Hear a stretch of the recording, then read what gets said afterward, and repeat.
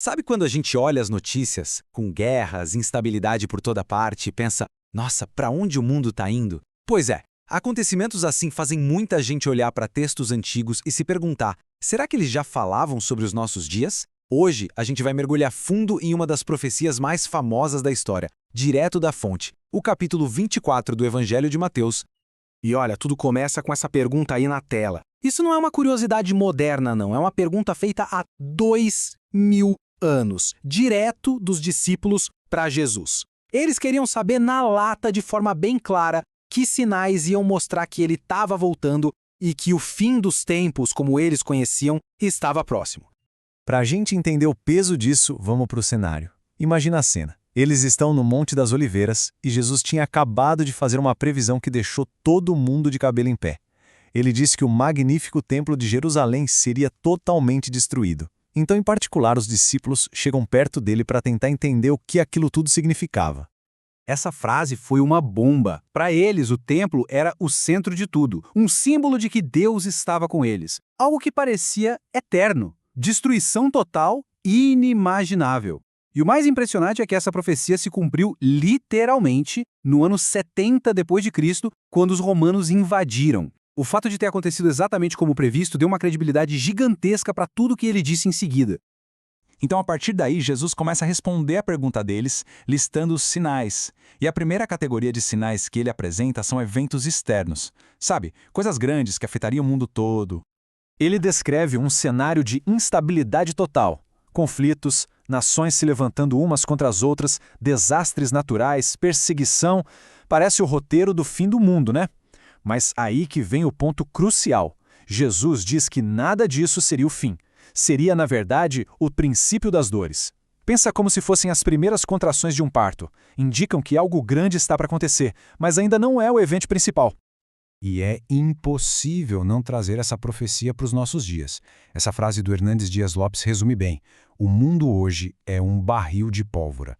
A ideia de guerras e rumores de guerras ganha uma outra proporção num planeta com superpotências cheias de armas nucleares, né?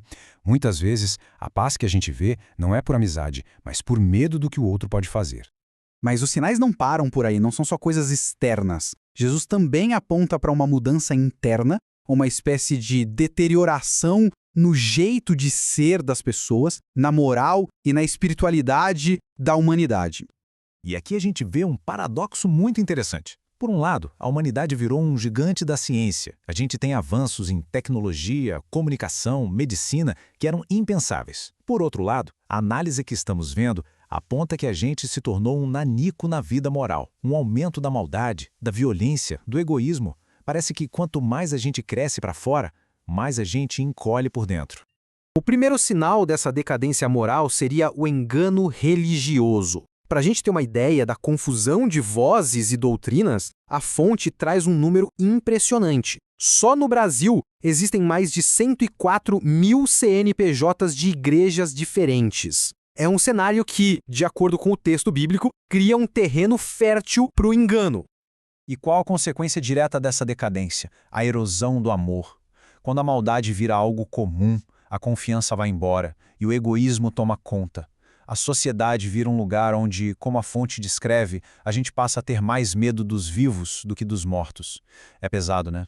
Depois de passar pelo princípio das dores, a profecia aponta para dois sinais que seriam os últimos, os culminantes. Um deles é um sinal de esperança mundial e o outro de um engano profundo. O primeiro grande sinal final é a proclamação mundial do Evangelho. O texto fala que ele vai ser pregado a todas as nações, o que é entendido como todos os grupos étnicos do planeta. E a análise destaca como a internet e as redes sociais hoje são ferramentas que aceleram isso de um jeito que nunca se viu na história. E aí vem a frase que amarra tudo. O texto coloca uma condição bem clara. O fim não vem antes. Só depois que o Evangelho tiver alcançado o mundo inteiro, então virá o fim. É uma relação de causa e efeito. Já o segundo sinal final é a chegada de uma figura específica. A fonte interpreta o tal abominável da desolação não como um sistema ou uma ideia, mas como uma pessoa. Um líder super carismático que vai enganar o mundo e se opor diretamente a Deus. A ascensão dele marcaria o começo de um período de muita dificuldade, conhecido como a Grande Tribulação. Ok, já vimos os sinais que vêm antes. Mas e o evento principal? Como seria essa volta? O texto bíblico também dá detalhes bem específicos sobre isso. Olha só como o retorno é descrito. Primeiro, vai ser, pessoal, o mesmo Jesus. Segundo, visível, um evento global que todo mundo vai ver. Terceiro, audível, com som de trompeta. Quarto, repentino, rápido e inesperado como um relâmpago. E por último, glorioso, com grande poder e majestade. Então, diante de tudo isso, qual é a mensagem central? O que a gente deve tirar de todos esses sinais e profecias?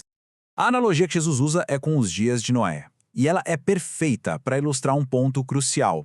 A vida vai estar seguindo normal. As pessoas vão estar focadas na rotina, trabalhando, comendo, casando, totalmente alheias ao que está por vir. Ou seja, a volta dele vai pegar o mundo completamente distraído, de surpresa. E por isso, o ponto principal é este.